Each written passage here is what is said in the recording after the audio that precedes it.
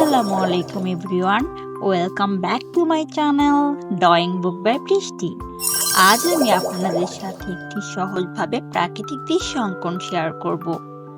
এই সাদা কাগজের মাঝে বরাবর আমরা একটি কালো দাগ এঁকে নিলাম। এর দুই পাশে আমরা নদীর পাড় অঙ্কন করব। দেখুন কিভাবে খুব সহজে আমরা নদীর পাড় অঙ্কন করতে পারি। এর ঠিক উপরে আমরা অর্ধবৃত্ত দ্বারা একটি সূর্য অঙ্কন করে নিলাম। সূর্যের উপরে আমরা গুচ্ছ মেঘ অঙ্কন করব। আমি সূর্যের দুই পাশে দুইটি মেঘ অঙ্কন করলাম। আপনারা চাইলে আরো বেশি মেঘ অঙ্কন করতে পারেন। এরপর মেঘে আমি নীল কালারের রং করছি। এখানে আমি জয়টি অয়েল প্যাস্টেল ইউজ করছি। আপনারা চাইলে অন্য ব্র্যান্ডের রঙও ইউজ করতে পারেন।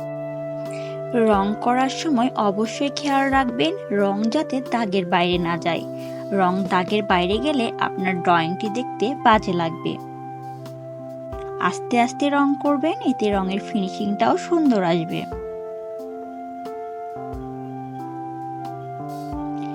এরপর আপনারা যে কালারের অয়েল প্যাস্টেল ইউজ করবেন ঠিক সেম কালারের পেন্সিল কালার দ্বারা তার উপর আরেকটু রং করে নেবেন। এতে রঙের ফিনিশিংটা সুন্দর আসে এবং দেখতেও অনেক বেশি সুন্দর লাগে।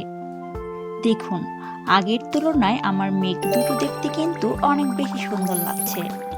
এরপর সূর্যের মাঝে আমরা লাল কালারের অয়েল প্যাস্টেল ইউজ করলাম।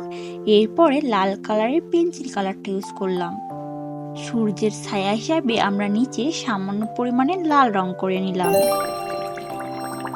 এরপরে আমরা পানির কালার হিসাবে এখানে নীল কালার ইউজ করছি। আপনারাও নীল কালার ইউজ করবেন।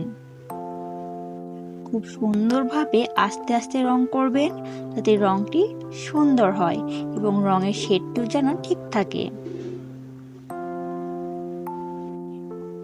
এর উপরে আমরা সেম ভাবে আবার পেন্সিল কালারটি ইউজ করব। দেখুন পেন্সিল কালার ইউজ করার পরে রঙের কালারটা কিন্তু সুন্দর আসছে এবং রঙের মাঝে মাঝে যে সাদা দাগগুলো ছিল সেগুলো কিন্তু আর থাকছে না, যার কারণে এটি অনেক বেশি সুন্দর লাগছে আগের থেকেও। এর ঠিক মাঝে আমরা সূর্যের মাঝেও ঠিক সেম ভাবে কালার করলাম। এর পাড়গুলোতে আমরা আবার একটু কালো রং করে নিচ্ছি।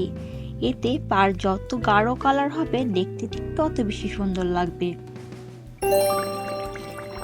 এরপর পাড়ে আমরা ঘাসের রং হিসাবে সবুজ রংটি ইউজ করছি। আপনারা হাতে সময় নিয়ে আস্তে আস্তে রং করবেন। একইভাবে আমরা অপর পাশের পাড়েও ঘাসের রং হিসাবে সবুজ রংটি ইউজ করব। দেখুন দুই পাশে ঘাসের রং সবুজ দেওয়ার কারণে এটি দেখতে কতটা সুন্দর লাগছে। এর উপরে আমরা আবার সেম কালারের পেন্সিল কালারটি ইউজ করছি।